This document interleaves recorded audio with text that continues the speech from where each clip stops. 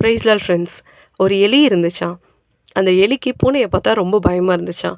So கடவுள்கிட்ட போயி, "பூனை தான் இந்த உலகத்தில ரொம்ப பெருசு. என்னைய பூனையா மாத்திருங்கன்னு" சொல்லி ஒரு வரம் கேட்டுச்சாம். கடவுளும் அத பூனையா மாத்திட்டாராம். பூனையா மாத்துனதுக்கப்புறம், அதுக்கு நாய பார்த்தா ரொம்ப பயமா இருந்துச்சாம். ஸோ மறுபடியும் கடவுள்கிட்ட போயி, "கடவுளே என்ன நாயா மாத்திருங்கன்னு" சொல்லி சொல்லுச்சாம். கடவுள் அத நாயா மாத்திட்டாராம்.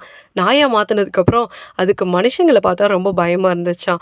மறுபடியும் கடவுள்கிட்ட போயி, "கடவுளே மனுஷங்க தான் இந்த உலகத்தில ரொம்ப பெருசு. என்னைய மனுஷனா மாத்திருங்கன்னு" சொல்லி சொல்லுச்சாம். கடவுளும் அத மனுஷனா மாத்திட்டாராம். மனுஷனா மாத்துனதுக்கப்புறம், ஐயோ! நம்ம பேசாம எலியாவே இருந்திருக்கலாம். நமக்கு ஏன் இவ்ளோ பாடு, இவ்ளோ கஷ்டம் அப்படின்னு சொல்லிட்டு அது பயங்கரமா புலம்பிட்டு இருந்துச்சாம். இந்த எலி மாரி தான் ஃப்ரெண்ட்ஸ். நம்ம கூட நெறைய நேரங்கள்ல ஆண்டவன் நம்மள படைச்சிருக்கிற, நம்மள வைத்திருக்கிற ஸ்தானத்துக்காக நன்றி சொல்லாம, நான் அவங்கள மாரி இருந்திருக்கலாம், இவங்கள மாரி இருந்திருக்கலாம் அப்படின்னு சொல்லிட்டு நெறைய நேரங்கள்ல நம்ம புலம்பிட்டு இருக்கிறோம். பைபிள்ல கூட ஒரு வசனம் சொல்லப்பட்டு இருக்கிறது. நீதிமொழிகள் 27:8 வசனம். "தன் கூட்டை விட்டு அலைகிற குருவி எப்படி இருக்கிறதோ, அப்படியே தன் ஸ்தானத்தை விட்டு அலைகிற மனுஷனும் இருக்கிறான்" அப்படின்னு சொல்லியிருக்கு. ஆண்டவர் நம்ம ஒவ்வொருத்தருக்கும் ஒரு ஸ்தானத்த குடுத்துருக்கிறாரு. ஆனா, நம்ம அதில நெறைய நேரங்கள்ல அதில கவனம் செலுத்தாம, மற்றவர்களுடைய ஸ்தானங்கள்ல மேல கவனம் செலுத்தி, ஆண்டவர் நமக்கு வைத்திருக்கிற ஆசீர்வாதங்கள நம்ம இழந்து போயிர்றோம். பைபிள்ல கூட உசியா அப்படின்னு சொல்லி ஒரு ராஜா இருந்தாரு. ஆண்டவர் அவருக்கு ராஜா அப்படின்ற ஒரு நல்ல ஸ்தானத்தில அவர வைத்திருந்தார்.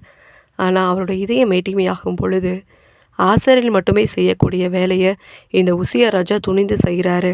அப்ப அங்க இருந்த ஆசாரியர் எச்சரித்தபோது கூட, அத அவர் கண்டுக்காம துணிந்து செஞ்சதுனால, தன்னுடைய ஸ்தானத்த மறந்து ஆசாரிகள் செய்ய வேண்டிய வேலைய அவர் செய்ததுனால, ஆண்டவருடைய கோபாக்கினி அவருக்கு மேல விழுந்து, அவருக்கு குஷ்டரோகம் ஆகுது.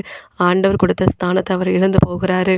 இதே மாரி தான் நம்மளுடைய வாழ்க்கையிலயும் ஆண்டவர் நம்மள எந்த ஸ்தானத்துல வைத்திருக்கிறாரோ, அதுல நம்ம நிலைத்திருப்போம். அதுல நம்ம உறுதியா இருப்போம். என்ன கஷ்டங்கள், என்ன பாடுகள் இந்த உலகத்துல வந்தாலும், கர்த்தர் எனக்கு கொடுத்த ஸ்தானத்துல நான் நிற்பேன்.